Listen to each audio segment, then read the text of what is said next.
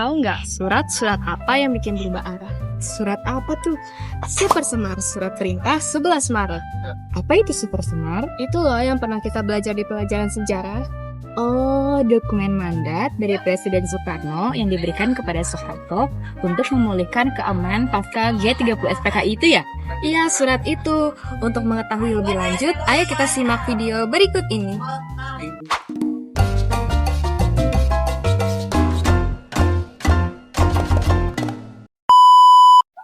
Halo teman-teman semuanya. Pada video kali ini kami akan membahas mengenai kontroversi Super Semar. Sebelum itu, teman-teman pada tahu nggak sih apa itu Super Semar? Tahu. Super Semar adalah surat perintah 11 Maret yang ditandatangani oleh Presiden Soekarno yang ditujukan untuk Presiden Soeharto.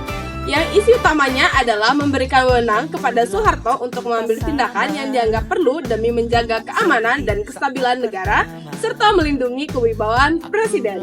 Namun, disinilah masalahnya. Surat itu tidak jelas membatasi kekuasaan Soeharto. Dan pada video kali ini, kami dari kelompok 1 yang beranggotakan saya Rianti Florida Nabitupulu Dan saya Haleyan Janet Laurin. Saya Indri Rahmadani. Saya Efrizal Royan. Saya Sultan Aditya Fazri. Dan saya Michael Harvin Angelo. akan membahas mengenai kontroversi Super Semar. Mari kita simak videonya. Oke, sebelum ngomongin kontroversinya, mari kita undur balik ke waktu 1965 hingga 1966. Setelah peristiwa G30 SPKI pada tahun 1965, kondisi Indonesia berada dalam keadaan yang sangat tidak stabil. Demonstrasi terjadi di mana-mana, ekonomi memburuk, dan kepercayaan terhadap Presiden Soekarno mulai menurun. Pada 11 Maret 1966, situasi Jakarta dianggap tidak aman. Presiden Soekarno akhirnya pergi ke Istana Bogor untuk menghindari kondisi yang semakin genting. Disinilah peristiwa penting tersebut terjadi. Kontroversi pertama, cara Super Semar ditandatangani. Ada versi yang bilang Soekarno itu ditekan atau situasinya darurat, atau bahkan ada dugaan beliau nggak sepenuhnya sadar dampaknya. Pertanyaan cuma satu. Soekarno mau karena tanda tangan atau karena keadaan? Nah, itu dia. Sampai sekarang jawabannya masih jadi perdebatan. Nah, tahu nggak apa yang paling mencurigakan? Sebenarnya naskah asli Super Semar itu hilang. Hilang. Iya, cuma ada beberapa versi salinan. Itu pun isinya beda-beda. Karena isi yang ditafsir, Soeharto memakai Super Semar untuk membubarkan PKI dan menangkap menteri-menteri pendukung Soekarno.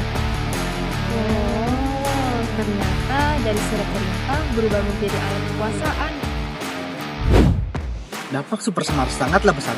Setelah surat ini dikeluarkan, kekuasaan Presiden Soekarno melemah secara politik. Sebaliknya, posisi Soeharto semakin menguat. Pada tahun 1967, Soeharto ditetapkan sebagai pejabat presiden, dan pada tahun 1968, akhirnya Soeharto resmi menjadi Presiden Republik Indonesia. Super Semar menjadi titik balik sejarah, menandai berakhirnya Orde Lama dan menjadi lahirnya Orde Baru.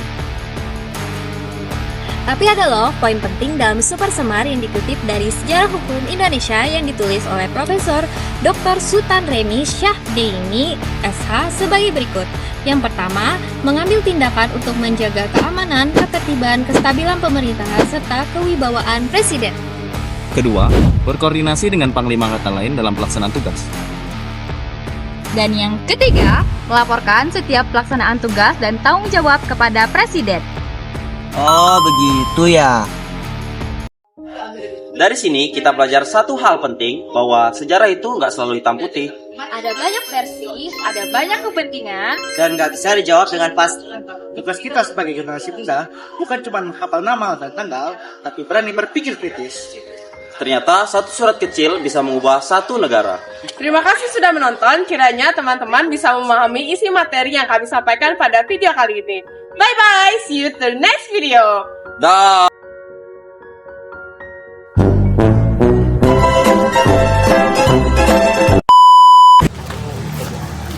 Kelompok baru, anggota surat perintah 11 Maret. Tapi ada loh Yang dikutip.